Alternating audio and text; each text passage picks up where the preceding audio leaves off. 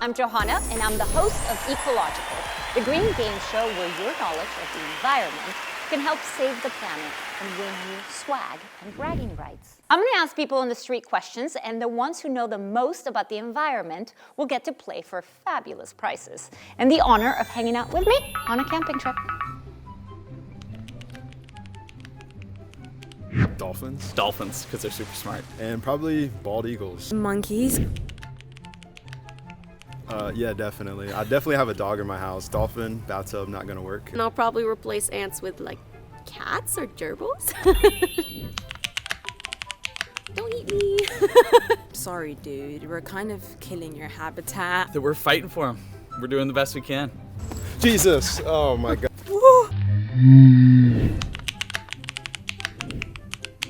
Yeah, sure. Yeah, sure, why not?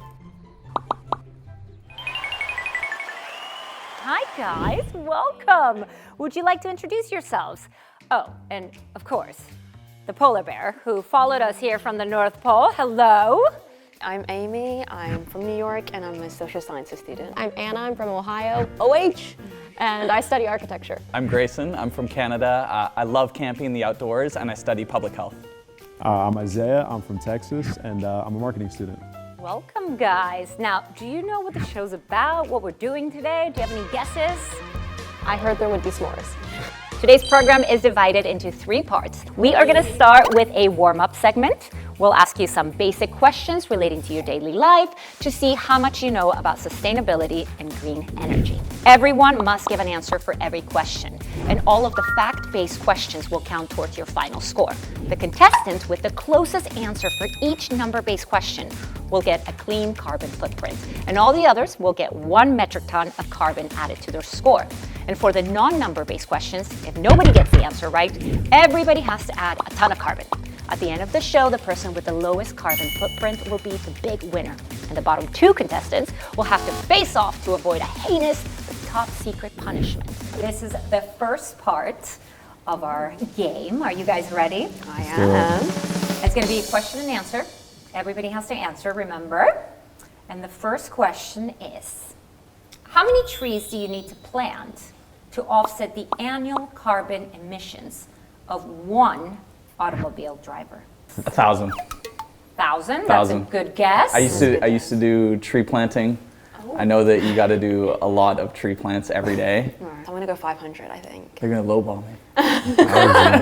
350. 350. Why do you think 350? I just think for 1 automobile, especially because they're becoming more energy efficient, I just don't think it would be as high as 1,000. It might have been, you know, if it's like a Range Rover or something. I'm gonna say like 300. Okay. The answer is 330. Okay. Wow. Okay. That's right. The answer is 330. It love takes that. 330 trees to counter 330. the 1.16 tons of CO2 that the average US driver generates. This is another number specific question, guys. How much energy does a typical US household use in a year? I'm gonna go 10,000. I feel like 10,000 is like a big enough number. I'd say if it was like 1,000 kilowatt hours per month, there's 12 months, so I'd just say like 12,000. I'll go 11 then. I guess I'll Okay. also just say like probably a lot more than other countries, I'd say, just in general. I think there's more cars per person. And a lot of people in the US tend to have Exactly. 2 or at least 3 cars, depending on how many people in the family. Yeah, or a lot of people I know, like, you know, the drive to the grocery store and it's a 5-minute walk. Yeah. You know, Don't that's, talk about my mom like that. Or they drive to the gym to get on the treadmill, right? But my dad. But if you don't live in a walkable city and you have no that's access 100%. Fine, fair, okay. The U.S. was kind of built for cars, right? Like it's a car country. It's a big country. You know, and so it's things hard are to turn farther. around. Right. Did you give an answer? You're going 11. I'm going in the middle because I don't know the numbers well, and we're gonna be safe. Isaiah. I'll go 11.5. How about that? 11.5. I like when you guys go specific. I believe that the winner of this is Grayson. Yes. I love it. This is why you should always just guess. Good guess. You just like, No, no, you you were this, close. little that, somewhere in the middle. According to the U.S. and Energy Information Administration, the average U.S. residential customer uses approximately 909 kilowatts hour per month of energy. That's around 10,909 kilowatts hour per year. Now, This is a bonus question, guys. Are you guys ready? No.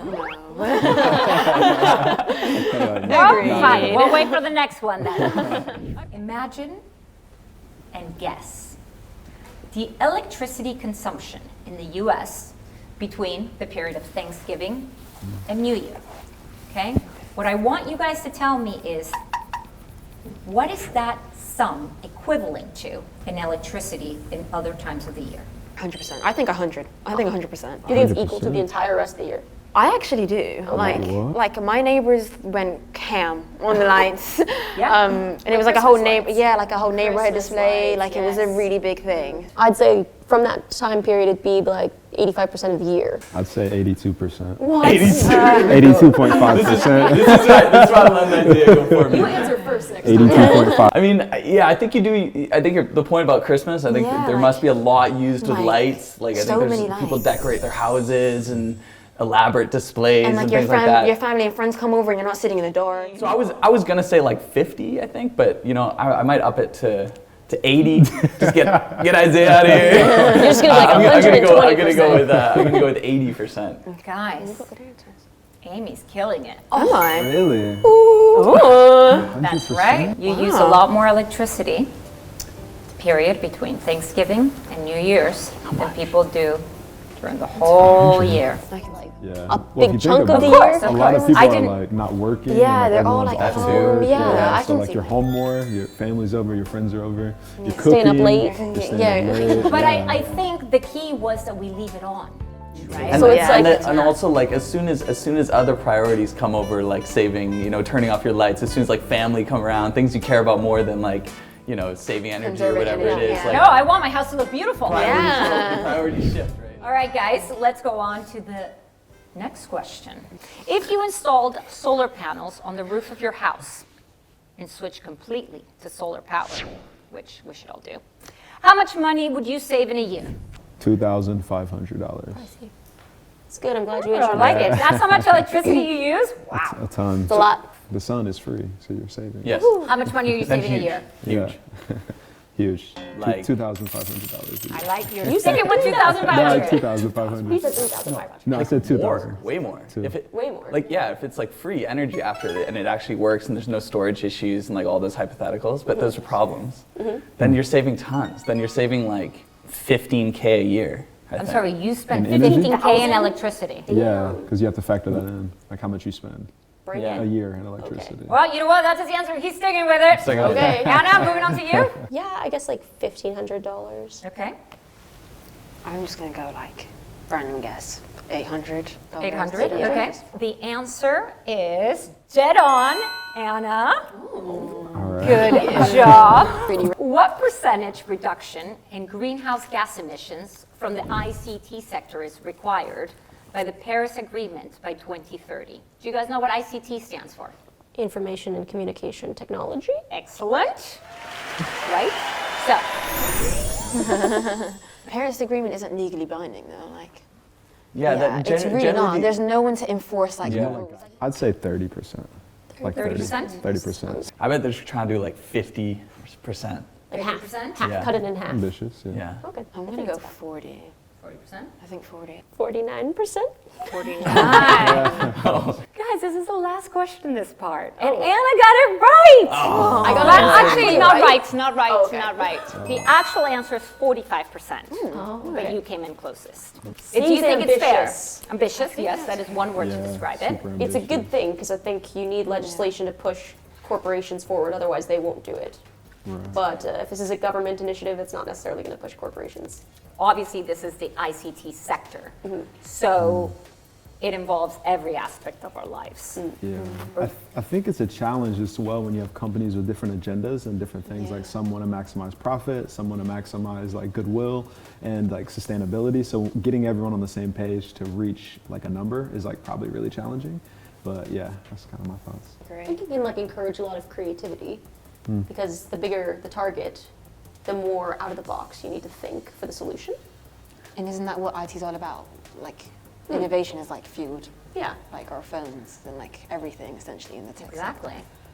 I think tech companies have like a bigger responsibility. If you think about like how much influence they have and like the materials and phones, the materials and just your general like technology, I think they play a bigger part than like you and I would. I guess they have a lot more funding for research and innovation, so they have a responsibility to move that forward in a positive direction for the environment. I think they can lead it, not necessarily more responsibility though. Like they have the tools to like be the leaders in the movement of like companies like participating in the environment and like its conservation. I don't think they have a bigger responsibility than another industry. But with great power equal. comes great responsibility. Okay, guys, that's it for our opening round. I'm sure you can see now it's not easy being green. But there's still a lot of game left to play. So even if your carbon footprint is bigger than a carbon LeBron James, it's way too soon to be discouraged. You'll have plenty of opportunity to make your fellow contestants green with envy in the upcoming answer race portion of our game. And even the cleanest of the clean shouldn't get too comfortable. There's still a lot of show to go. Second part of our game is an answer race. All 4 contestants will try to raise their phone finger to answer the question, but only the first person to raise it will have the opportunity to answer it. If the fastest contestant gets the answer wrong, the other players can steal their turn. If no one comes up with the correct answer, I'll tell you the answer, and each of you will get a carbon penalty. And the eternal shame of letting your planet down. My very helpful bear who can't read, because he's reading upside down, is going to pass us the phone fingers. Thank you, Mr. Polar Bear. Thank you, Amy. All right, now for the rules. In this round, you see this glass of water right there. It represents the clean water resources on our planet. And here we have a number of things that we can add to it. Some are sugar, some are spice, and some are, well, not so nice. Half of them are things that will make the water taste better. Other half are more on the nasty side, like edible dirt, sesame oil to simulate wastewater. Now, every time a player answers a question, they get to choose something either that tastes good to add in or something that tastes nasty to add in. First up, it's the animal kingdom. I'm gonna lay out 5 cards marked with 5 different animals. You'll lift your phone finger and race to win the chance to first pick the animal of your choice and then answer a question about it. But wait, there's a twist.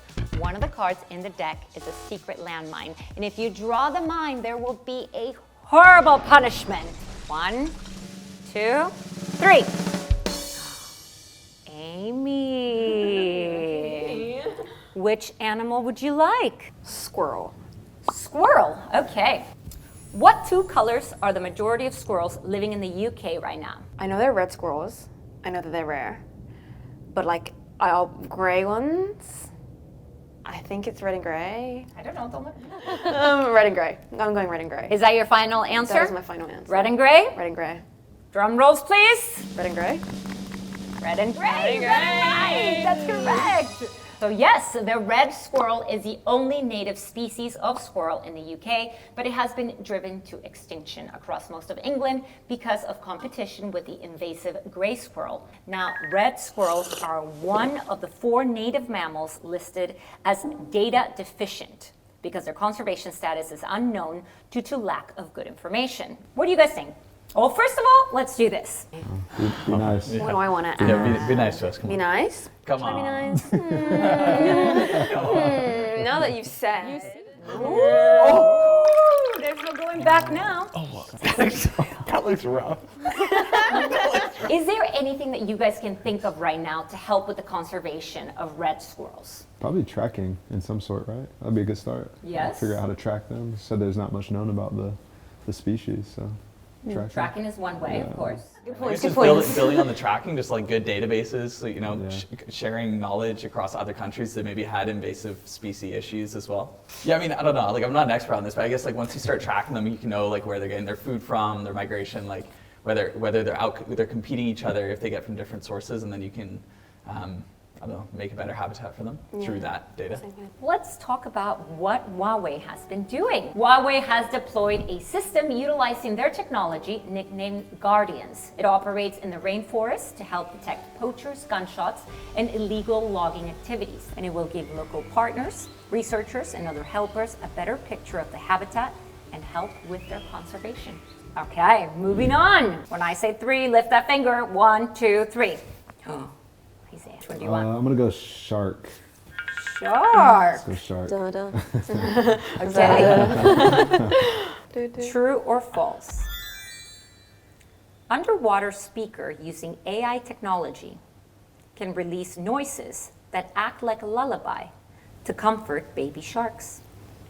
Would be cute, but false. What? Why? This doesn't sound very realistic at all. Why? You don't like baby to a baby sharks? shark? It's a popular song. It has to come from somewhere. Yeah, baby shark. Yeah, no, I'm just gonna say false. Yeah, False? False. Okay, okay. You got that right. It's false. False. Perfect. Sadly, we do not have that yet. Maybe in the future. We've got 3 animals left. On the sound of 3. 1, 2, 3. Ah, no, that was really fast. Which animal are you going to go for? I'm gonna go with salmon. What are the 2 types of salmon living in Norway? You know, crazy story. My parents actually live in Norway right Of now. course they do. And they are salmon Experts. fishermen. No, they're environmental scientists. Even better. Atlantic salmon, and I don't know if this is like the right word, but I know it's not just the color, but pink salmon. Right. Oh yeah, that sounded You got it right. Okay, so what are you going to do? I just kind of in a science mood, and I just kind of want to see how this mixes. Yeah. Oh, the gravy. Is it the gravy? Oh, by a trunk. Wow. So gross. I do not want to be one of you. You guys ready? No. You've got 2 animals left. 1, 2, 3. You know, I feel like I gotta go with the cow. Okay, well, you know what? That's the landmine! No, man. Oh no. Okay, so for this part, I do need my polar bear friend to give us a gift. Oh, don't bring that around me! What is that? It's cream! Oh, no! I took him out. It does not look good for you. Funniest, not so funny cause in the world of greenhouse gas. Honestly, it kind of smells like poop. Cow farts. Isaiah, you get to spray it in front of Grayson since he picked it. Go back away. Not to him! In front of him! You released it, man. Just for him to smell! It's gonna soak into my hair. Okay, so I'm sorry. Even though this is actually really silly and funny, it is a legitimate source of a greenhouse gas. So don't blame the cows, okay? Blame Grayson for picking this. We have 1 animal left, so this is going to be a bonus round. So on the count of 3, you guys are going to raise your phone finger. And whoever gets it first will be able to answer the bonus round. 1, 2, 3. That was a tough one, but I think.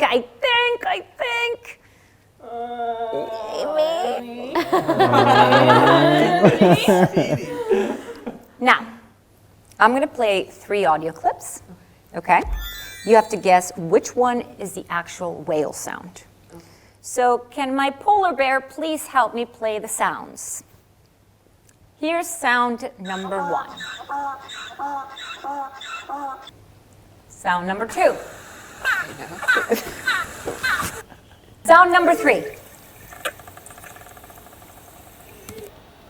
Okay, so the first one, no. The second one sounds like dolphins and whales, or reading whales.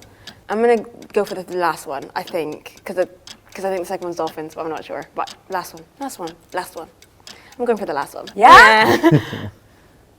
You're winning again! That's correct!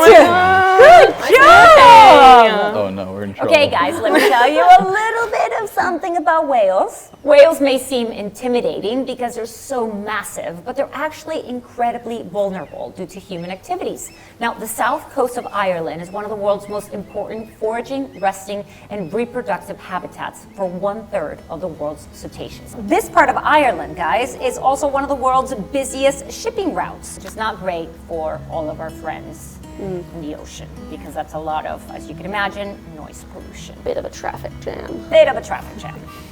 So, Amy, you get to choose again because you got it right. I think I'm gonna be nice this time. Oh, that's because you saw that gravy go in. Yeah, I was like, all right, and turn me right off. OJ, no, that's a weird That's combination. nice. This is Yeah, a that's weird really combo. nice. This is a weird combo. But you know what? I'm gonna go with it. I'm gonna go with it. Oh, okay. You're just like, I'm winning. Quite a This hefty isn't my amount. problem. Orange juice and gravy. I hadn't even thought about noise pollution until I actually read it on the show. You know, I don't really think of ships as making noise that will affect animals that are in the ocean that need to rely on sounds to migrate, to find mates.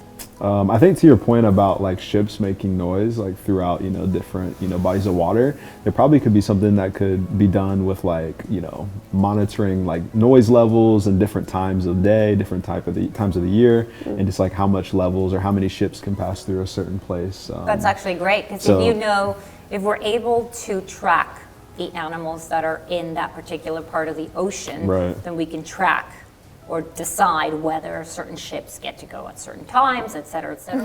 Okay, guys, let's move on to the next part of our game. Now it's time to get back to our game. This round is going to be about carbon reduction, and as the questions get tougher, the drink gets stinkier. Now, who's gonna be the one that drinks it all, and who's gonna be the winner? We'll see. Here we go. Number one, if you go 500 miles, which vehicle uses the least carbon dioxide? A, train, B, car, C, plane, D, bus. Anna? Train. Train is right! Woo! Let's be nice this time. Are you gonna be nice? Okay, what are you Something gonna do? tasty, mystery juice. Oh, that's quite. Oh no, I did not realize how much that It's was. a larger quantity. Yeah, literally more liquid. Yeah. Yeah. Okay, let's go back to the answer actually. Train is right if you're going by short distances. Okay. But if you're actually going long distances, it's actually much better to fly than it is to drive. Okay, true or false? Inspection robots can be used to monitor lab temperatures to save energy. Isaiah. True. True. Do you know anything about them? I know about temperature regulation and AI. And Oh, it's- tell me more. Tell me more. So I think, well, I know it exists. That's probably the extent of my knowledge. So I definitely know to make energy more efficient and, you know, the heating costs, like to reduce them. A lot of like robotics and different elements from like AI software is like, you know, implemented. You are to do right. that, so. And actually, Huawei's Green Campus program utilizes this technology in order to reduce energy consumption significantly. So, Isaiah, you got it right. All right. It's your turn. So Okay, this is a true or false. Operating 5G networks causes an increase in carbon emissions. Anna? False. So false. Sorry, so false. 5G is actually the most energy efficient. Woo! That's right. 5G combines many different ICT technologies, and its energy efficiency per bit of information is 50 times that of 4G. However, 5G does support larger bandwidth and carries much more information, so the total power consumption of 5G networks can be higher. But take Huawei as an example. They use advanced materials, high-performance algorithms, and cutting-edge heat dissipation technologies to make their products more energy efficient. We usually think about how to cut energy, right? But we don't think about how technology can help us just consume it better. One of them is in like a lot of like cars nowadays, like the technology in there, like you can go on different modes to make it more environmentally friendly and not accelerate too much or brake at the right times and things like that. I think if you could apply that to like other appliances as well. I would say maybe certain parts of the country who, maybe like solar panels, for example, right? They get a lot of sunlight and other parts don't. Maybe we create a system, like a banking system of energy. I don't know if this exists, maybe it does, or it could be scaled up where it's like, you know, sunnier places that collect energy, they could either sell it to different places, so whether that becomes a commodity or it just becomes, you know, transferable, right? To just help improve and reduce. I like how the guy from Texas is saying this. So, yeah. Yeah. The Just sunny places can sell to the just not so sunny places. We'll make a Just lot of the money. thought. Oh man. Yeah. Okay, guys, here comes the final round of questions. You may not have known that mobile phones use gold in their components. For every 10 million mobile phones, how much gold can be recycled? A, 5 kilograms, B, 20 kilograms, C, 80 kilograms, D, 120 kilograms. Oh, Grayson, that was you really fast. I didn't know that. I think I'm gonna go with the guessing again. I'm gonna go with 120. Right! Oh my goodness, that's 2 guesses that you got right. No, I gotta keep Amazing! What do you want to I add? don't know. Let's do a little bit more. If this is true about the phones, I wish I would have kept all my phones, by the way. Okay, guys, used phones are collected through Huawei's global recycling program and disposed of in an eco-friendly manner. Now, this helps reduce pollution and maximize raw material recovery. By processing 30,000 scrap phones, you can produce a pure gold bar the size of a cookie with a purity of 99.99%. That's a lot of gold. Okay, guys, this is the last question. Which materials cannot be recycled from a mobile phone? A, tin, B, diamond, C, cobalt, D, copper. That was Yeah. good. I can hand that one over. Okay, Anna? If there are diamonds in phones, I need to buy more phones. So I think it's diamonds. That's correct.